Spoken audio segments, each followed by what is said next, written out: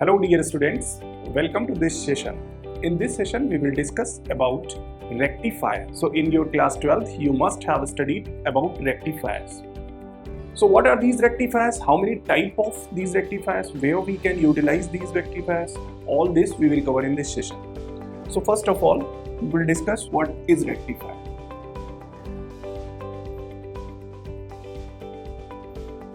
So rectifier is a device which converts alternating current into direct current. What is the working of this rectifier? It converts alternating current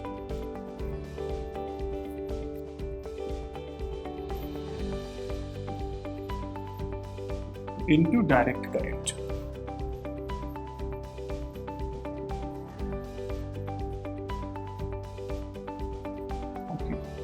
So you must be thinking what is the need, क्या ज़रूरत है alternating current को direct current में change करने की.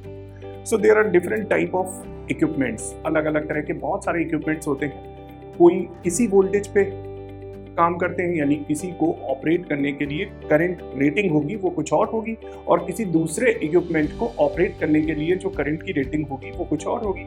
तो different ratings होती हैं. इसके साथ ही कुछ इक्विपमेंट डायरेक्ट करंट से चलते हैं और कुछ इक्विपमेंट्स अल्टरनेटिंग करंट से चलते हैं. ज़्यादातर इलेक्ट्रॉनिक इक्विपमेंट्स जो होते हैं वो डीसी से ही चलते हैं. ठीक, तो जहाँ पे हमें डीसी वोल्टेज चाहिए, यानी कोई एक ऐसा इक्विपमेंट हमें ऑपरेट कराना है जो डीसी वोल्टेज से चल सकता हो, और डीसी वोल्टेज में भी हमें वेरिएशन चाहिए होता है कि हमें कितने डीसी वोल्ट चाहिए. जैसे आपका मोबाइल का चार्जर है, वो 6 वोल्ट की उसको डीसी वोल्टेज चाहिए चार्ज करने के लिए आपका मोबाइल. आपके पास जो अवेलेबल है वो 220 वोल्ट की एसी वोल्टेज अवेलेबल जो सप्लाई के थ्रू मिल रही है हमें. अब हमारे पास क्या काम है, हमें इस एसी को पहली बात तो कम करना होगा, 220 से 6 वोल्ट पे लाना होगा, और फिर इसको एसी से डीसी में कन्वर्ट करना पड़ेगा, तब जाके हमारा टास्क पूरा हो पाएगा. मीन्स व्हाट, कि जो 220 वोल्ट हमें सप्लाई मिल रही है, ठीक, इस 220 वोल्ट की सप्लाई को सबसे पहले हमें क्या करना होगा, सबसे पहले तो इसको कम करना होगा. राइट, कहाँ पे लाना होगा, 6 वोल्ट पे, 6 वोल्ट पे, और ये दोनों ही क्या होंगी, अल्टरनेटिंग करंट एसी. अब इसको क्या करना होगा, हमें डीसी में कन्वर्ट करना पड़ेगा. 6 वोल्ट की डीसी में कन्वर्ट करना होगा इसको. Right, AC to DC. तो ये हमारा टास्क कंप्लीट होगा. अब ये टास्क ट्रांसफार्मर करता है, यानी 220 वोल्ट को 6 वोल्ट में कन्वर्ट करना. ये किसका काम होगा, ट्रांसफार्मर का, जो कि आपने क्लास 10th में पढ़ा है. Step down transformer, step up और स्टेप डाउन, दो तरह के ट्रांसफार्मर होते हैं. स्टेप अप क्या करता है, कम वोल्टेज को ज्यादा वोल्टेज में कन्वर्ट करता है. जैसे आपके टेलीविजन को ऑपरेट करना है, तो जो पहले टीवी आते थे वो लगभग 1000 से 1500 वोल्टेज तक लेते थे. तो वहां पे हम 220 वोल्ट को इतने 1000 वोल्ट तक लेके जाते थे. उसके लिए हम कौन सा ट्रांसफार्मर यूज करते थे, स्टेप अप ट्रांसफार्मर. यहाँ पे हमें 220 वोल्ट की सप्लाई को 6 वोल्ट में कन्वर्ट करना है ताकि हमारा चार्जर यूज हो सके, चार्जर को हम यूज कर सकें. तो उसके लिए अब हम स्टेप डाउन ट्रांसफार्मर यूज करेंगे. यहाँ तक हमें फंक्शन कर लिया स्टेप डाउन ट्रांसफार्मर से. अब ये फंक्शन जो है एसी को डीसी में जो कन्वर्ट करना है, ये किसकी मदद से हम करेंगे, रेक्टिफायर की. ठीक, तो ये रेक्टिफायर का यूज है. Right, have you got this. अब बात करेंगे कि रेक्टिफायर कितनी तरह के होते हैं. तो रेक्टिफायर मेनली 2 टाइप के होते हैं. एक होता है हाफ वेव रेक्टिफायर और एक होता है फुल वेव रेक्टिफायर.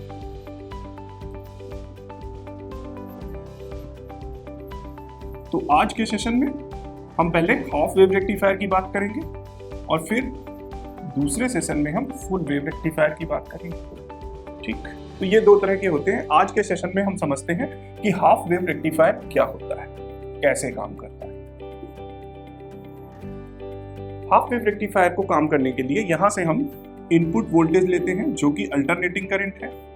ठीक, यहां से हमने एसी सप्लाई ली.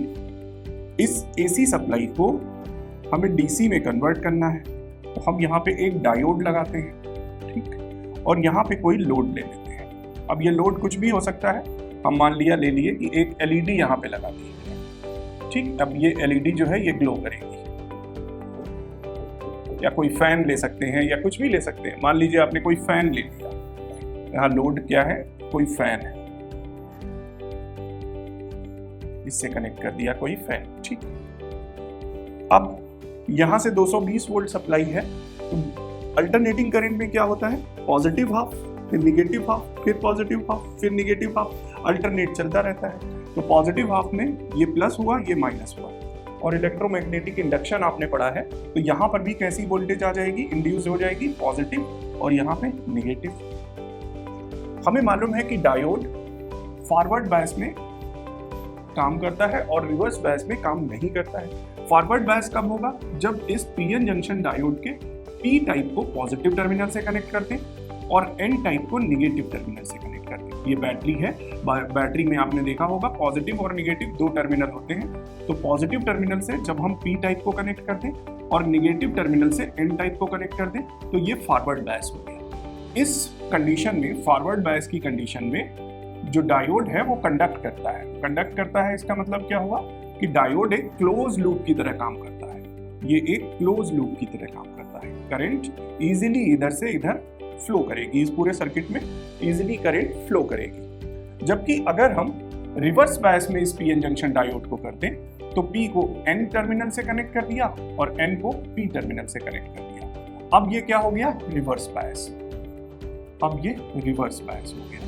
और रिवर्स बायस में डायोड ओपन सर्किट की तरह काम करता है, यानी यहाँ पे जो सर्किट है ओपन हो गया, तो करंट अब इस तरफ नहीं जा पाएगी। यहाँ पे ओपन सर्किट हो गया तो करंट इस तरफ नहीं जा पाएगी, ठीक। तो फॉरवर्ड बायस और रिवर्स बायस 2 होते हैं। तो पॉजिटिव हाफ में जब 0 से 1 ये पॉजिटिव हाफ हमने लिया, तो यहाँ पे प्लस है, यहाँ माइनस है, यहाँ पे भी प्लस हो गया इंड्यूस होके, ठीक। अब पी से कनेक्टेड है, पॉजिटिव टर्मिनल से कनेक्टेड है, तो ये इस हाफ साइकिल के लिए, पॉजिटिव हाफ साइकिल के लिए क्लोज लूप का काम करेगा, क्लोज लूप का काम करेगा, ठीक। यानी ये क्लोज हो जाएगा इस तरह से। इसमें अगर हम केवीएल लगा दें तो हमें क्या मिल जाएगा, यहां से हम इनपुट वोल्टेज वी इन दे रहे हैं, ठीक। यहां पे भी वी इन मिलेगा, और जब केवीएल लगाएंगे तो क्या हो जाएगा, प्लस वी इन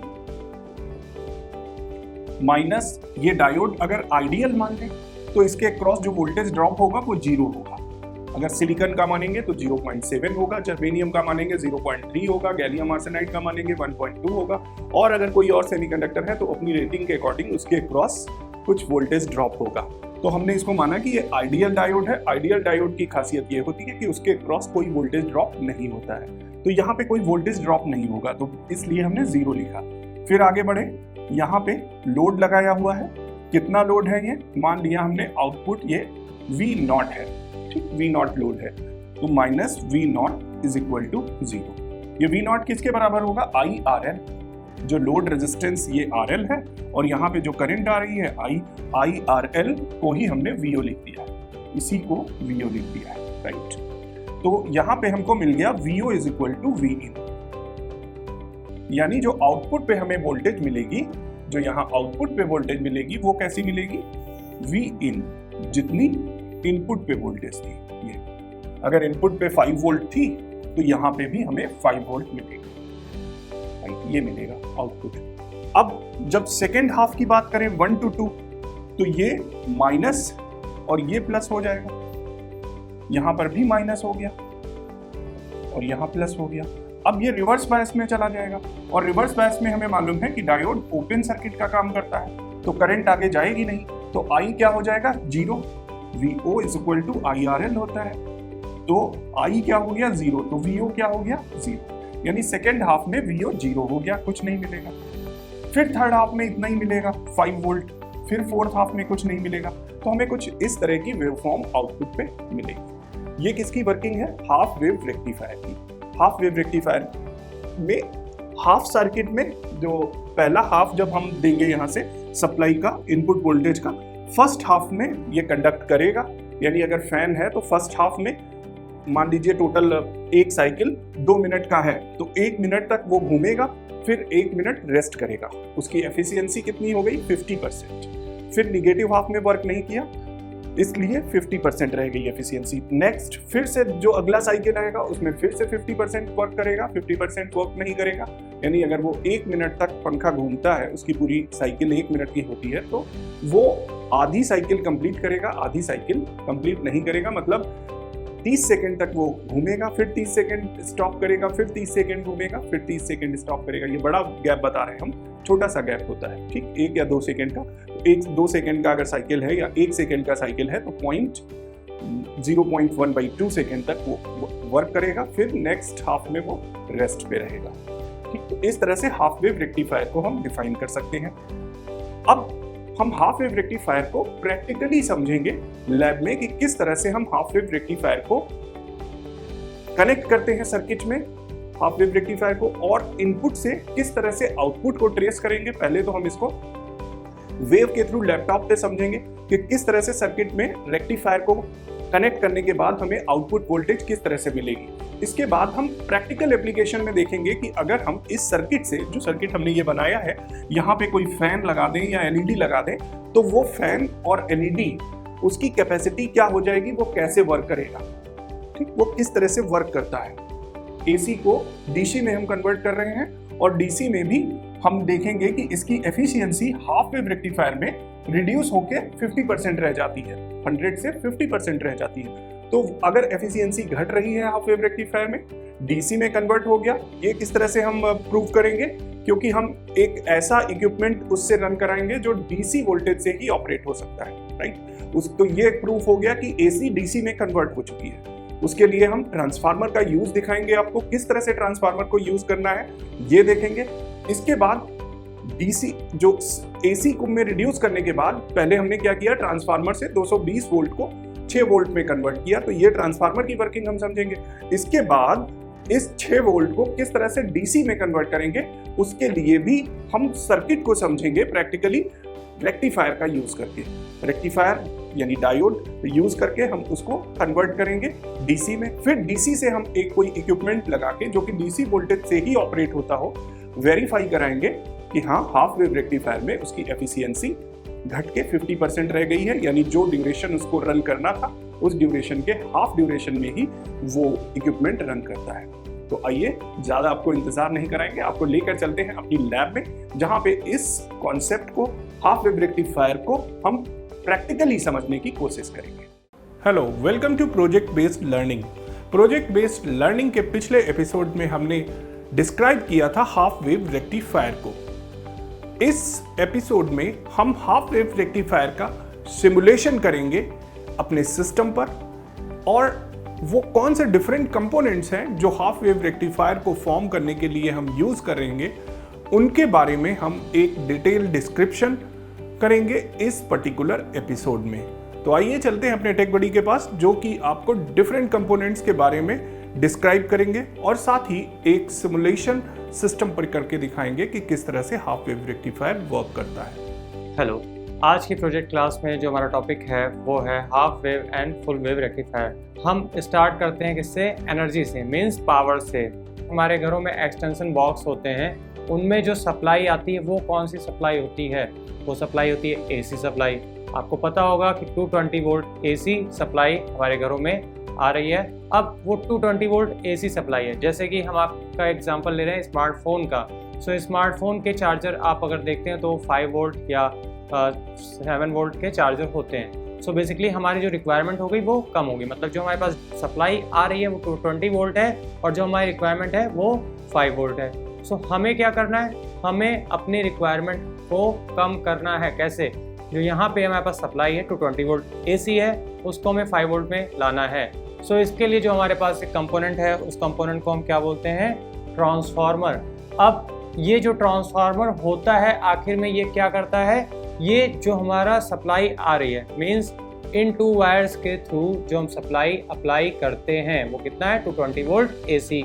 सो उस सप्लाई को ये क्या करता है, ट्रांसफर करता है इस साइड पे। मतलब क्या है कहने का, ट्रांसफार्मर एक ऐसा कंपोनेंट है जो एक साइड से सप्लाई को लेकर के दूसरी साइड पे सप्लाई को ट्रांसफर करता है बिना किसी चेंजेस के। किसमें, पावर में, मतलब ये पावर में कोई भी चेंजेस नहीं करता है, जितनी पावर की हमें रिक्वायरमेंट होती है उतनी पावर ये यहाँ पे ट्रांसफर करेगा। सो इसके नेम से क्लियर हो रहा है ये क्या है, ट्रांसफार्मर मीन्स ट्रांसफर करने वाला। अब इसके साथ साथ अगर हम बात करें तो ये वायर किस लिए हैं, ये वायर्स हमारे इसलिए हैं जो हमारी रिक्वायरमेंट को सेटिस्फाई करेंगे वोल्टेज की रिक्वायरमेंट के अकॉर्डिंग। सो अब यहाँ पर हम बात करते हैं इस ट्रांसफार्मर की रेटिंग की। जब हम मार्केट से ट्रांसफार्मर परचेज करते हैं तो कुछ ट्रांसफार्मर ऐसे होते हैं जिसमें इनपुट पे भी 2 वायर्स होते हैं और आउटपुट पे भी 2 वायर्स होते हैं। तो इन वायर्स का मतलब क्या है, जैसे यहाँ पे आप देख रहे हैं, यहाँ पे जो हमारे पास ट्रांसफार्मर है इसमें इनपुट पे 2 वायर्स हैं एंड आउटपुट पे 3 वायर्स हैं। तो इनका क्या मतलब है, इस ट्रांसफार्मर पे एक रेटिंग मेंशन थी 909।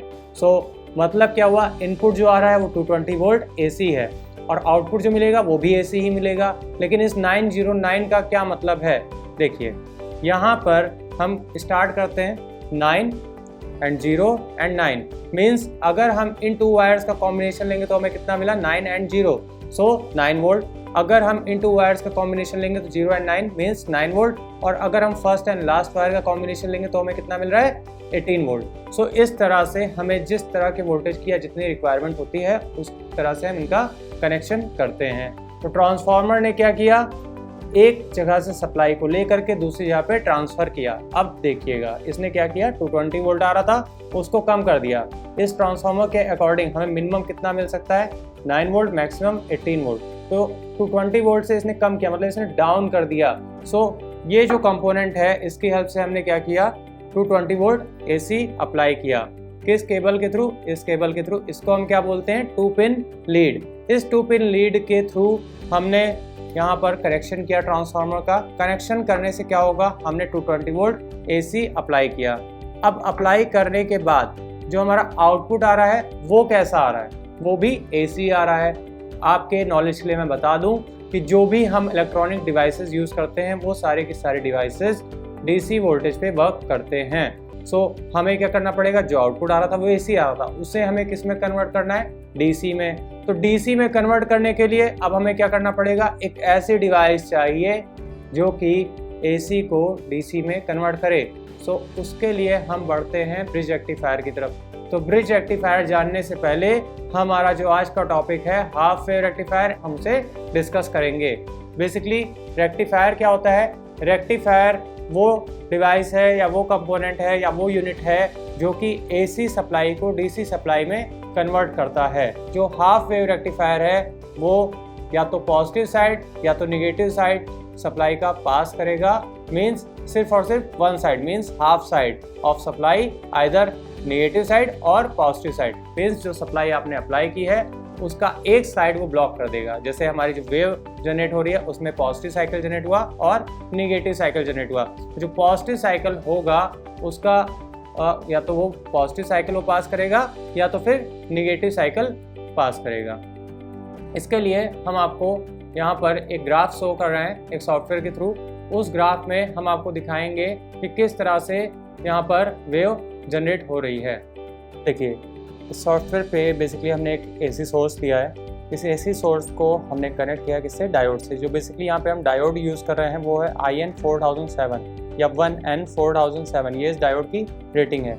अब यहाँ पर मैं आपको जूम करके शो कर रहा हूँ, देखिएगा इस सॉफ्टवेयर में यहाँ पे आपको ये जो डिस्प्ले विजुअल हो रहा है, इस डिस्प्ले में देखिए यहाँ पे एक डायोड में ये स्ट्रिप शो हो रही है। अभी हम हार्डवेयर मतलब फिजिकल कंपोनेंट पे आपको ये शो करेंगे। तो ये जो स्ट्रिप होती है कौन सा टर्मिनल होता है, निगेटिव टर्मिनल होता है, और ये वाला टर्मिनल कौन सा हो गया, पॉजिटिव टर्मिनल हो गया। सो पॉजिटिव टर्मिनल को हमने AC सोर्स से कनेक्ट किया। देन जो हमारा निगेटिव टर्मिनल है उसको हम किससे कनेक्ट कर रहे हैं, रजिस्टर से कनेक्ट कर रहे हैं, और रजिस्टर का जो अनदर टर्मिनल है वो हमने ग्राउंड से कनेक्ट कर दिया। सो इस तरह से हमने यहाँ पर एक सिंगल डायोड का यूज़ किया है और एक रजिस्टर का यूज़ किया। अब इसी के साथ साथ यहाँ पे आप देख रहे हैं ये जो हमारा नेक्स्ट कंपोनेंट है, इस कंपोनेंट की बात करें तो ये क्या है, ऑसिलोस्कोप। इसका बेसिकली इस्तेमाल हम लोग क्यों करते हैं, इसका इस्तेमाल हम लोग करते हैं ग्राफ प्लॉटिंग के लिए। सो यहाँ पर देखिए ये जो सर्किट हमने बनाया है इसको हम क्या बोल रहे हैं, इसको हम बोल रहे हैं सिमुलेशन। सिमुलेशन का मतलब क्या होता है कि एक ऐसा सर्किट जो आउटपुट प्रोवाइड करे, विजुलाइज करे, ठीक, आउटपुट को शो करे विजुअल फॉर्म में। सो यहाँ पर हमने इस सर्किट पे सिमुलेशन परफॉर्म किया और इसको प्ले किया है। प्ले करने के बाद आप यहाँ पर देख रहे हैं हमारे सामने डिजिटल ऑसिलोस्कोप की एक विंडो आ रही है। यहाँ पे आप वोल्टेज भी फ्लक्चुएट होते हुए देख रहे होंगे। अब वोल्टेज में चेंजेस आ रहे हैं, उन चेंजेस के अकॉर्डिंग यहाँ पे क्या हो रहा है, एक वेवफॉर्म जनरेट हो रही है। इस वेवफॉर्म की अगर हम बात करें तो जैसा कि मैंने अभी आपको बताया था कि हाफ वेव रेक्टिफायर में क्या होता है, हाफ साइड ऑफ वेव पास किया जाता है और हाफ साइड को ब्लॉक कर दिया जाता है। सो यहाँ पे आप देख रहे हैं सिर्फ और सिर्फ वेवफॉर्म का हाफ साइड ही प्लॉट हो रहा है। सो ये कौन सा कॉन्सेप्ट है, half wave rectifier. Hello, welcome to project based learning. Project based learning के पिछले कुछ एपिसोड्स में हम पढ़ रहे हैं हाफ वेव रेक्टिफायर के बारे में। पिछले एपिसोड्स में हमने उसके थ्योरेटिकल एस्पेक्ट के बारे में जाना और ये जाना कि कौन से डिफरेंट कंपोनेंट्स हम हाफ वेव रेक्टिफायर को फॉर्म करने के लिए यूटिलाइज कर रहे हैं। इस थर्ड एपिसोड में हम उसका प्रैक्टिकल इम्प्लीमेंटेशन देखेंगे हाफ वेव रेक्टिफायर का। हाफ वेव रेक्टिफायर किस तरह से काम करता है, हाफ डीसी साइकिल किस तरह से किसी भी इक्विपमेंट को ऑपरेट करने में यूज़ होती है, यूटिलाइज होती है, उसका आउटपुट कैसा मिलता है, ये हम एक डिमॉन्स्ट्रेशन के थ्रू प्रैक्टिकली इम्प्लीमेंट करेंगे। तो आइए चलते हैं अपने टेक बडी के पास जो कि आपको इसका डिमॉन्स्ट्रेशन करके दिखाएंगे। सो प्रैक्टिकल इम्प्लीमेंटेशन करने जा रहे हैं किसका, हाफ वेव रेक्टिफायर का।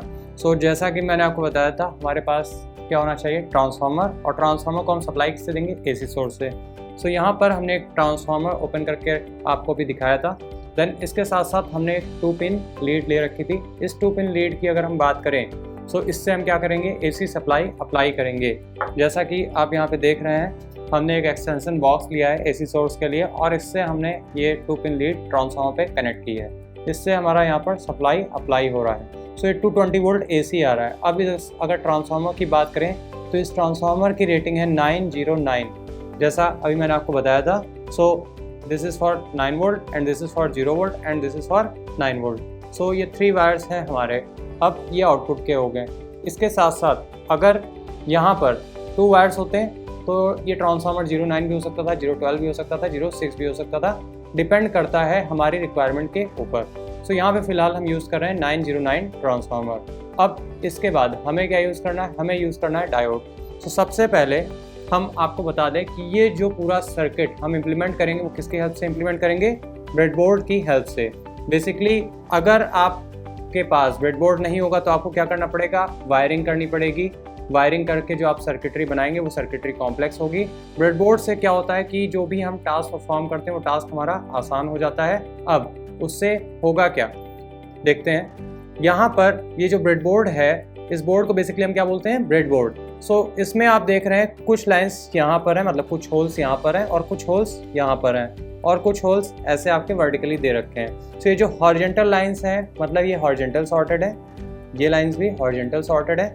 कहने का मतलब क्या है कि अगर आपने एक वायर यहाँ पे फर्स्ट होल में कनेक्ट किया, फर्स्ट होल में कनेक्ट करने के बाद देन आप दूसरा वायर अगर आप यहाँ पे कनेक्ट कर रहे हो सो ये आप देख रहे हैं सेम रो में है, मींस ये सॉर्टेड है। क्यों, क्योंकि यहाँ पर जो first row and last row है ये आपका हॉरिजॉन्टल सॉर्टेड होता है। देन इसके बाद अगर बात करें मिड वाले रोज की तो इसमें क्या है, यहाँ पर आपने अगर कोई वायर ऐसे यहाँ पर कनेक्ट किया इस रो में और यहाँ पर कनेक्ट किया तो ये आपस में सॉर्टेड नहीं है।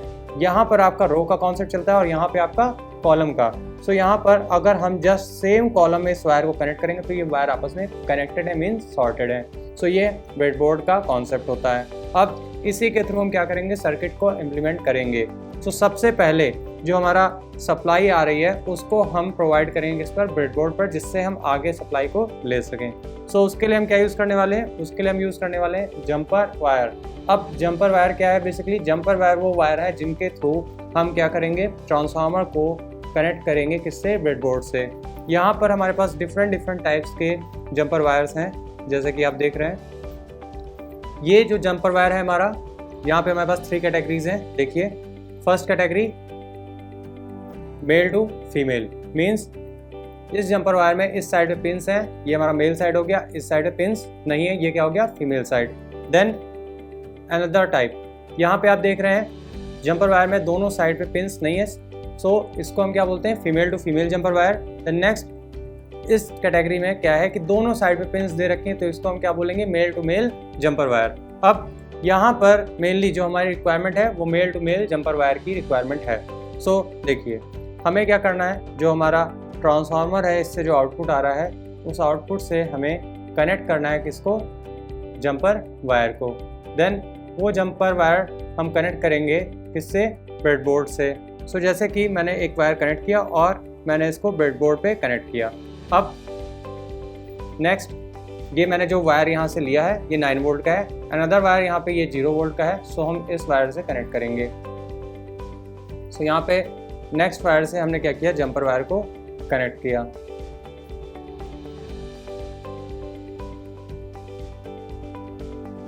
कनेक्ट करने के बाद देखिएगा, जैसे कि मैंने यहाँ पे कनेक्ट कर रखा था। सो इसका एक तरीका और है, हम इस वायर को यहाँ पे हम ऐसे कुछ कनेक्ट कर देंगे। कनेक्ट करने के बाद देन हमें किसकी रिक्वायरमेंट है, हमें रिक्वायरमेंट है डायोड की। सो यहाँ पर देखिए ये जो डायोड है, जैसा कि मैंने अभी आपको सिमुलेशन में बताया था, मीन सॉफ्टवेयर पे बताया था। सो हम 1N4007 डायोड यूज़ कर रहे थे। सो ये सेम डायोड है। इस डायोड की अगर हम बात करें, सो इसमें आप यहाँ पर एक सिल्वर स्ट्रिप देख रहे होंगे। ये जो सिल्वर स्ट्रिप है, जैसा कि मैंने आपको वहाँ पे बताया था कि वहाँ पर डायोड में हमारी एक लाइन थी, तो वो लाइन वाला जो टर्मिनल होता था वो कौन सा टर्मिनल होता था, निगेटिव टर्मिनल। सो यहाँ पे जो ये सिल्वर स्ट्रिप है, ये सिल्वर स्ट्रिप क्या शो कर रही है कि इस डायोड का ये वाला टर्मिनल आपका निगेटिव टर्मिनल है और ये वाला टर्मिनल आपका पॉजिटिव टर्मिनल है। सो यहाँ पर हम क्या करेंगे, हम एक डायोड लेंगे। जो हमारा 9 वोल्ट की पिन यहाँ से आ रही थी, उस पर हम क्या करेंगे, एक डायोड कनेक्ट करेंगे। डायोड का हमने पॉजिटिव टर्मिनल कनेक्ट कर दिया 9 वोल्ट से। देन हमने इसको ब्रेडबोर्ड पर फिक्स किया कुछ इस तरह से। देखिए यहाँ पर से हमने क्या किया, ट्रांसफार्मर से एक वायर लिया, ये 9 वोल्ट का था, second is for 0 volt and third is for 9 volt. So 9 volt का जो वायर है वो हमने ब्रेडबोर्ड पे कनेक्ट किया। कनेक्ट करने के बाद जो हमारा डायोड था उसका पॉजिटिव टर्मिनल हमने सेम कॉलम में कनेक्ट किया, मीन्स ये दोनों आपस में कनेक्ट हो गए। इस तरह से अगर हम देखें तो डायोड पे कितना अप्लाई हो रहा है, डायोड पे अप्लाई हो रहा है 9 वोल्ट। डायोड का another terminal means negative terminal, क्यों, क्योंकि यहाँ पे आप देख रहे हैं स्ट्रिप बनी हुई है, ये स्ट्रिप वाला टर्मिनल कौन सा हो गया, निगेटिव टर्मिनल हो गया। सो ये हमने अभी एम्प्टी छोड़ रखा है। इसके साथ साथ जो हमने 0 वोल्ट का वायर लिया था उसको हम कनेक्ट करेंगे ब्रेडबोर्ड पर। ये हमने कनेक्ट किया, ये किस लिए हो गया, कॉमन, मीन्स एक तरह से आप ये समझ लीजिए कि आप यहाँ पे इसको फेज मान रहे हैं और इसको न्यूट्रल मान रहे हैं। कुछ इस तरह से हमने इसको कंसीडर किया। कंसीडर करने के बाद अब हमें क्या करना है, जैसा कि आप देख रहे हैं हमारे पास क्या है, मोटर। इस मोटर को अगर हम हाफ वेव रेक्टिफायर से रन कराकर दिखाएं तो क्या होगा, ध्यान से समझिएगा। जैसे कि हम बात करते हैं फ़ैन की, घर में फ़ैन लगा होता है, अगर उस फैन को ऑपरेट किया जाए स्विच की हेल्प से, आप ये मान के चलिए कि आपका जो फ़ैन है वो 4 सेकंड में अपनी मैक्सिमम स्पीड पर आता है।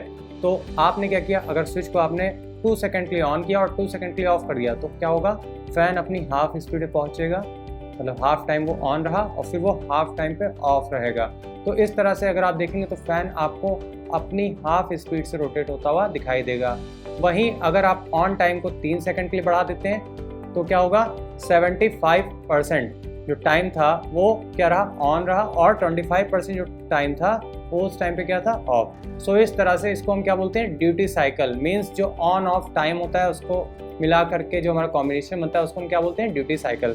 सो यहाँ पर कुछ इस तरह से कॉन्सेप्ट आपको देखने को मिलेगा। हाफ वेव रेक्टिफायर में क्या था, हमने आपको क्या बताया था कि जो हाफ साइड होगा पल्स का या वेव का वो आपको देखने को मिलेगा, तो उस हाफ टाइम पे आपको रोटेट होता हुआ दिखाएगा और रिमेनिंग हाफ टाइम पे ये आपको स्टॉप कंडीशन में दिखाई देगा। चलिए इसको चेक करते हैं। तो इसको चेक करने के लिए हम क्या करेंगे, जो हमारा मोटर है इसमें हमने जंपर वायर कनेक्ट कर लिए हैं और इसमें हम यहाँ पर फैन कनेक्ट करेंगे। देन इसके बाद यहाँ पर देखिए जो हमारा डायोड का जो दूसरा टर्मिनल है, मीन्स निगेटिव टर्मिनल है, इससे हम एक वायर कनेक्ट करेंगे, ठीक, और इसको हम मोटर पे अप्लाई करेंगे। फिलहाल हमने मोटर में 2 वायर्स कनेक्ट कर रखे हैं, तो चलिए हम डायरेक्टली इसको कनेक्ट करके देखते हैं।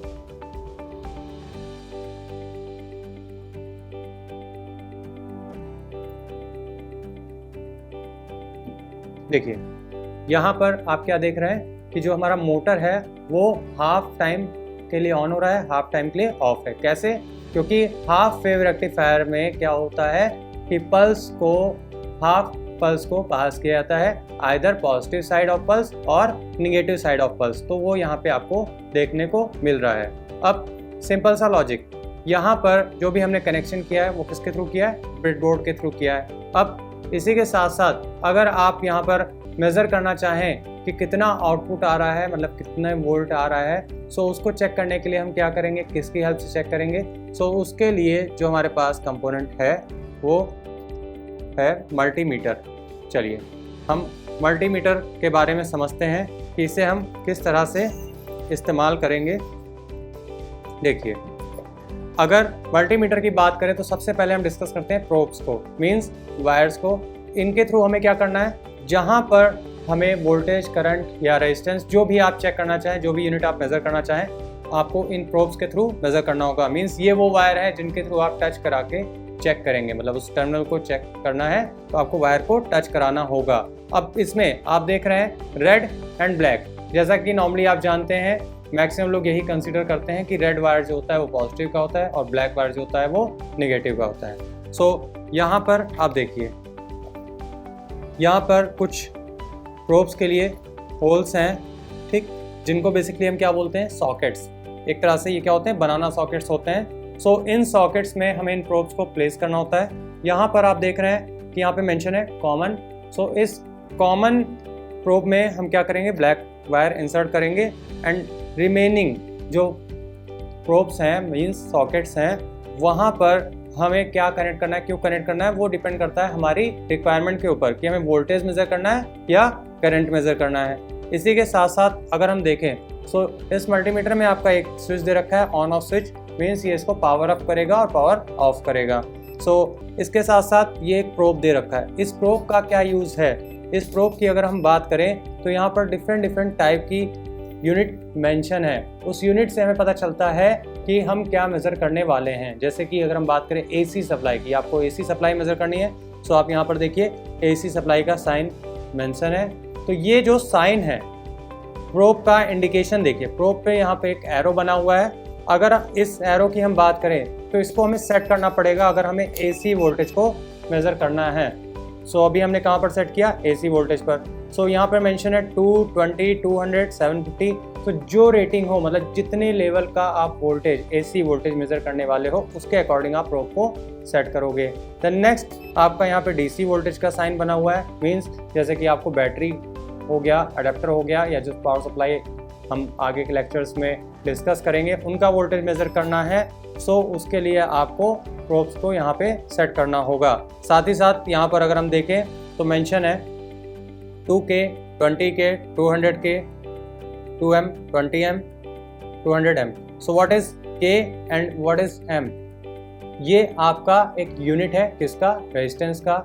बेसिकली रेजिस्टर जो होता है उसकी जो यूनिट है उसके लिए। सो यहाँ पे K का मतलब है किलो ओम और M का मतलब है मेगा ओम। अगर आपको रेजिस्टेंस चेक करना है तो रेजिस्टेंस चेक करने के लिए आप प्रोब्स को यहाँ पर सेट करेंगे। जैसे कि नॉर्मली अगर हम बात करें, सो हमें अगर रेजिस्टेंस चेक करना है तो मैंने देखिए यहाँ पे जो नॉब है वो सेट किया है, मैंने 2K पे सेट किया है। अब हमारे पास जो रजिस्टर है हम उसका रेजिस्टेंस चेक करेंगे। देखिए अगर बात करें इस रजिस्टर की, सो इसमें हमारे कितने टर्मिनल है, 2 टर्मिनल है। और यहाँ पर अगर हम बैंड्स की बात करें, इसमें डिफरेंट टाइप के कलर कोड के कलर बैंड बने हुए हैं, जैसे गोल्डन, रेड, ब्लैक, ब्राउन। सो ये जो कलर बैंड है ये डिफाइन करता है इसकी रेटिंग, कि कितने रेटिंग का रजिस्टर है। सो बेसिकली अगर हम बात करें तो यहाँ पे कलर कोडिंग जो है वो है ब्राउन, ब्लैक एंड रेड। सो इस कलर बैंड के अकॉर्डिंग ये हमारा 1 किलो ओम का रजिस्टर है। सो चलिए इसको वेरीफाई करते हैं, ठीक। सो वेरीफाई करने के लिए हमने क्या किया, दोनों प्रोब्स पे हम इसे टच करेंगे। जब हम इसे टच करेंगे तो यहाँ पर क्या होगा, रेटिंग वेरी करेगी। सो देखिए मल्टीमीटर का जो हमारा डिस्प्ले है इस पर क्या सो रहा है, 980 मीन्स 980। सो मैंने क्या बताया आपको, ये 1 किलो ओम का रजिस्टर है। सो अप्रॉक्स 1 किलो ओम यहाँ पर शो हो रहा है, ठीक। सो ये आपका प्रोसेस था रजिस्टर को चेक करने का। इसके साथ साथ ही अगर हम देखें किसी पाथ में हमें ये चेक करना है, मतलब किसी वायर में हमें ये चेक करना है कि वो ओपन है या क्लोज। सो उसके लिए हम क्या करते हैं, यहाँ पर हम चेक करते हैं कंटिन्यूटी। सो एक कंटिन्यूटी का आइकन है, इससे हमें क्या पता चलता है कि कोई वायर कनेक्टेड है या नॉट कनेक्टेड है। इसके साथ साथ यहाँ पर ये हमारा करंट की रेटिंग के लिए दे रखा है, DC current and AC current. अगर आप इसके थ्रू करंट मेज़र करना चाहें तो आप वो भी मेज़र कर सकते हैं। साथ ही साथ आप यहाँ पर देख रहे होंगे कुछ होल्स दे रखे हैं और इसमें मेंशन है ECBE, ECBE मतलब टॉप पे भी और बॉटम में भी। सो ये किस लिए है, ये आपका है यहाँ पर NPN और PNP ट्रांजिस्टर को फाइंड करने के लिए कि कौन सा ट्रांजिस्टर किस टाइप का है। सो इस तरह से ये बनता है फुल वेव रेक्टिफायर, को हम आगे के लेक्चर में डिस्कस करेंगे।